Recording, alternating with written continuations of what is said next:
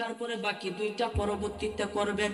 মুখ কাটার নিয়ম হলো ডান হাতের শাহাদাত আঙ্গুল, তারপরে মধ্যম আঙ্গুল, তারপর অনামিকা, তারপরে কনিষ্ঠা, এরপরে বাম হাতের কনিষ্ঠা, এরপরে বাম হাতের অনামিকা, এরপরে বাম হাতের মধ্যমা, এরপরে বাম হাতের শাহাদাত, এরপরে বাম হাতের বৃদ্ধাঙ্গুলি, সর্বশেষে ডান হাতের বৃদ্ধাঙ্গুলি কাটবেন।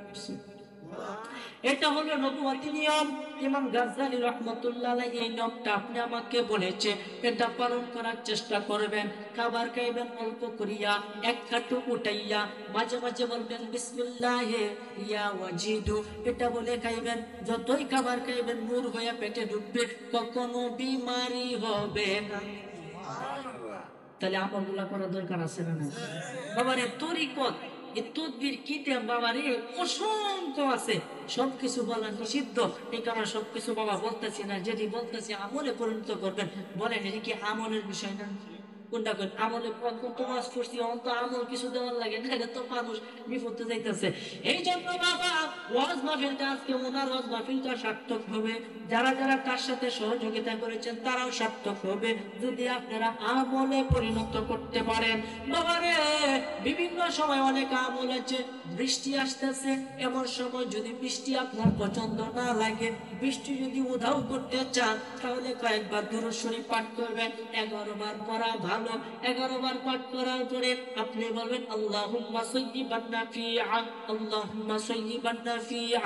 এটা পাঠ করতে থাকবেন, করতে থাকবেন, করতে থাকবেন, দেখবেন হঠাৎ করে বৃষ্টি চইলা গেছে।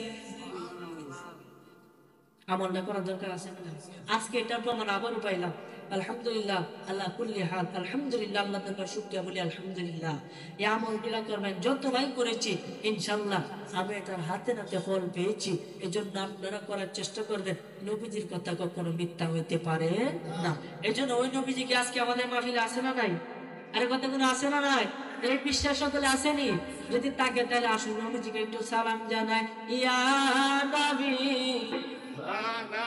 سلام عليك يا رسول الله، سلام عليك يا حبيب، سلام عليك صلوات الله سيدي يا رسول الله।